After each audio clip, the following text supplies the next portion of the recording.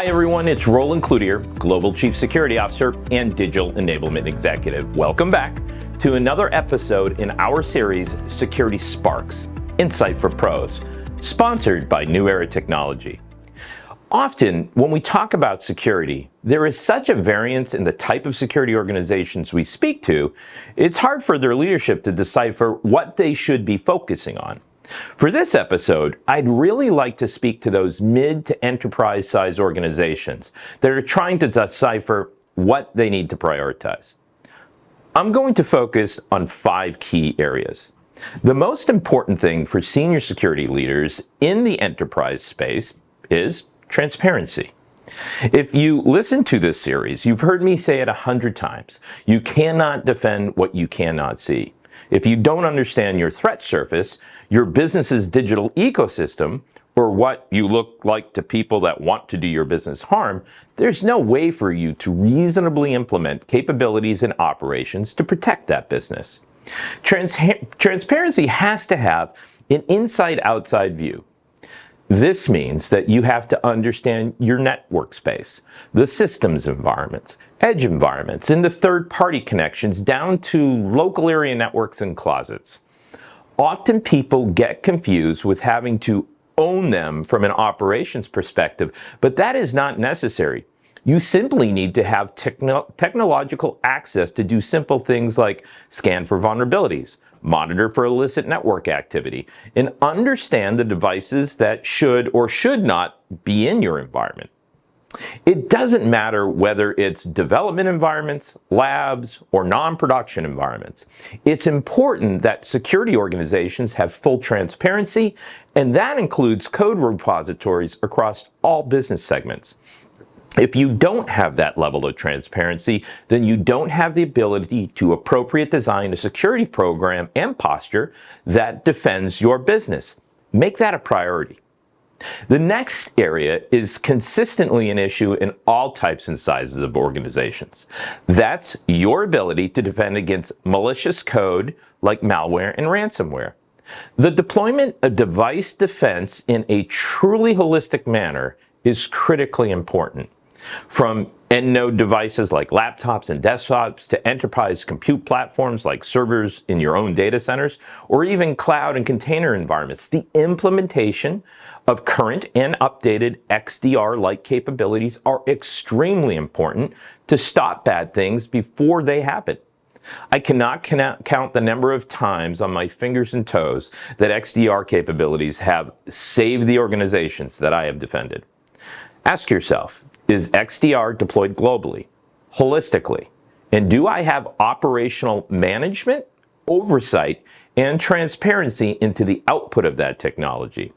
Secondly, are the technologies in my environment that do not support XDR capabilities, and do I have implemented or have I implemented secondary controls that ensure the defensibility of those technologies?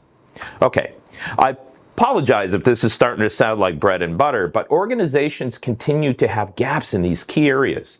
So, monitoring and response is typically a growth gap that organizations see at the enterprise level. Now, I'm not saying you have to have your own security operations center, critical incident response center, or fusion center. What I am saying is that all of your security audit logs and technical defense infrastructure need to go into a capability that provides 24/7 monitoring of your business's digital ecosystem.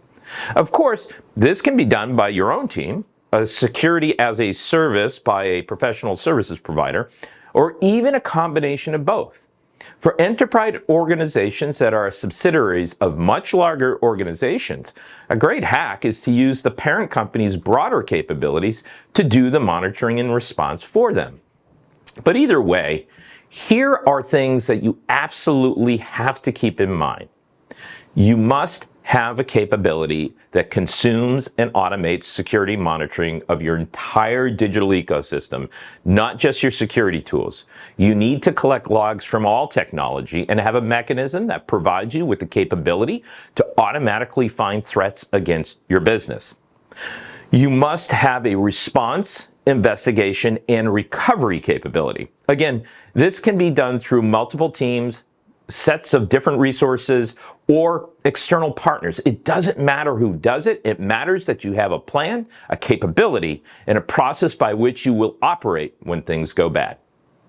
The fourth area is one that typically becomes more complex as organizations grow. The reason is they've essentially acquired technology debt with regards to access, authorization, and audit, AAA. You will often see an organization with 4 to 6 identity management infrastructures for their enterprise, external digital support and software as a service entities, their cloud providers, customer environments, and many other areas.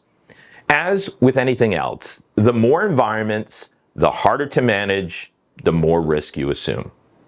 Organizations in the enterprise space should focus on the reduction of complexity and the number of IDM infrastructures they have in place, and focus more on capabilities and outcomes, such as the ability to implement lifecycle identity management in an automated fashion to reduce issues associated with orphaned accounts and extraneous threats, the ability to have active identification and management of privileged accounts at an administrative level within the enterprise as well within product and development environments.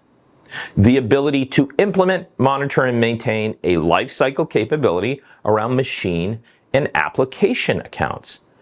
The rigorous implementation of consistent logging of access and identity use within your environment and your digital ecosystem of network, device, application, cloud, and your extended edge. These are enough to keep an entire team busy for years, but it's important to prepare your business to embrace and use next generation technology. In order to do that safely, you must get your arms around AAA.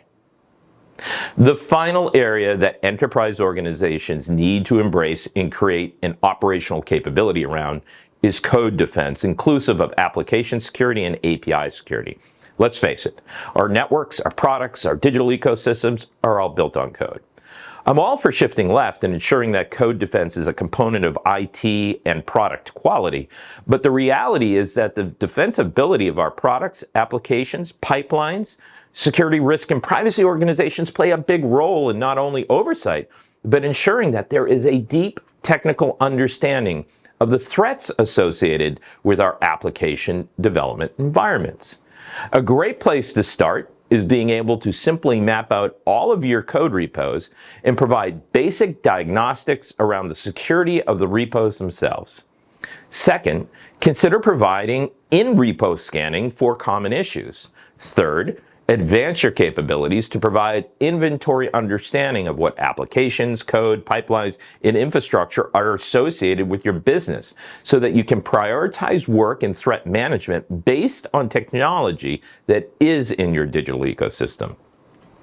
Now, there are many different areas you can focus on based on your industry, existing issues, and business requirements, but I believe any organization can greatly increase the safety, security, and resiliency of their business by focusing on these 5 critical areas in their cyber defense posture. Thanks for listening to this, and I hope I've sparked some ideas for you and your team. I'll catch you on our next episode of Security Sparks, Insight for Pros.